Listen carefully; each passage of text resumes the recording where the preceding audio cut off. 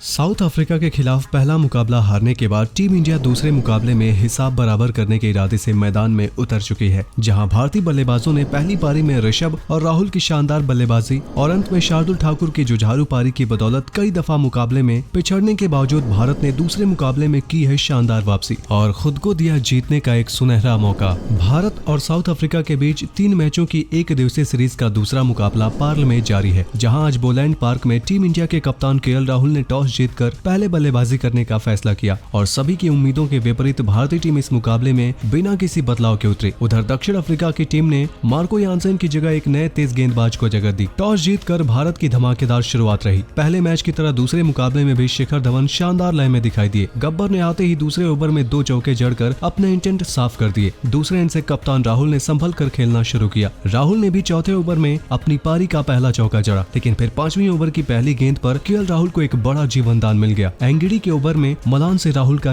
Catch छटक गया और भारत को एक बड़ी राहत मिली। 9वें ओवर तक राहुल और धवन की जोड़ी ने 50 से ऊपर रन की पार्टनरशिप कर डाली। दोनों बल्लेबाज बिल्कुल सेट हो चुके थे और टीम इंडिया ने 10 ओवर में बिना किसी नुकसान के 57 रन बना लिए। मंच एक बड़े स्कोर के लिए बिल्कुल सेट हो गया था, लेकिन तभी साउथ अफ्रीकी कप्तान बवुमा ने अपने स्पिनरों को अटैक पर लगाया और यहाँ से चीजें बदलनी शुरू हो गई। एडन मार्क्रम ने पिछले मैच की तरह फिर से भारत को पहला झटका दिया। उन्होंने धवन को 29 के निजी स्कोर पर बाहर का रास्ता दिखाया और 63 के स्कोर पर भारत को पहला झटका लगा। धवन सेट होने के बाद एक बड़ी पारी खेलने में नाकाम रहे। इसके बाद दूसरे छोर से केशव महाराज ने विराट कोहली का बड़ा विकेट निकालकर भारतीय टीम को दोहरा झटका दिया। बाएं हाथ के स्पिनर ने कोहली को खाता खोलने का भी मौका नहीं दिया और टीम इंडिया पूरी तरीके से बैकफुट पर ढकेल दी गई। 64 पर भारत के 2 खिलाड़ी पवेलियन पहुंच गए। यहाँ से टीम संकट में दिखने लगी, लेकिन फिर ऋषभ पंत एक संकट मोचक बनकर आए और उन्होंने कप्तान राहुल के साथ मिलकर टीम को संकट से बाहर निकालने का काम शुरू कर दिया। हालांकि दोनों के बीच शुरू ही इतनी बड़ी गलतफहमी हो गई थी कि इसका खामियाजा केएल राहुल के विकेट से भुगतना पड़ सकता था, पर यहाँ एक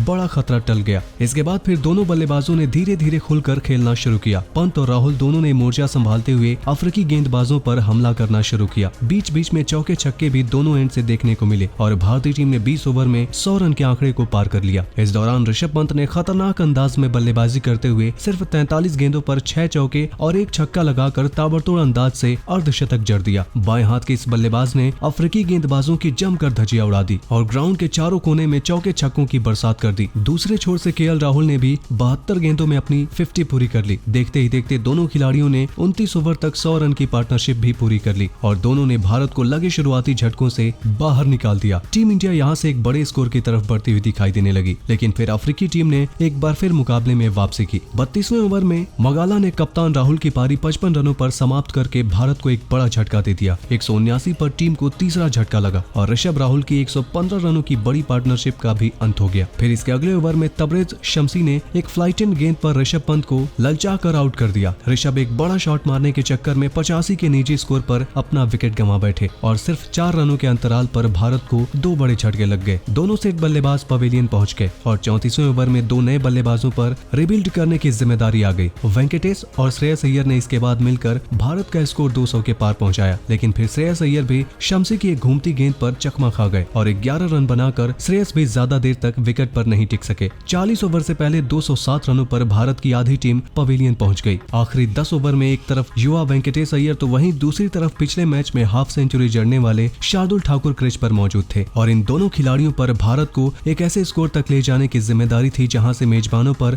दबाव बनाया जा सकता था। हालांकि इसके बाद दोनों ने मिलकर 33 रनों की बड़ी साझेदारी की, लेकिन इसके बाद अय्यर भी क्विंटन डिकॉक के एक शानदार स्टंप आउट से पवेलियन की राह चल दिए। अय्यर 22 रन बनाकर आउट हुए और 239 पर भारत को छठा झटका लग गया, पर शार्दुल ने पिछले मैच का फॉर्म जारी रखा है। शार्दुल ने आक्रामक बल्लेबाजी करी, जिसके बाद भारत ने 250 के आंकड़े को पार कर लिया। दूसरे छोर से अश्विन ने भी हाथ खोलने शुरू कर दिए और अब दोनों एंड से जिस तरीके से ताबड़तोड़ बैटिंग की जा रही है, 50 ओवर के बाद भारत एक सम्मानजनक स्कोर तक पहुंच जाएगा और भारतीय गेंदबाजों के पास इतने रन होंगे कि मुकाबले में टीम इंडिया लड़ाई कर सकती है और ये मुकाबला भारत अपने नाम भी कर सकता है।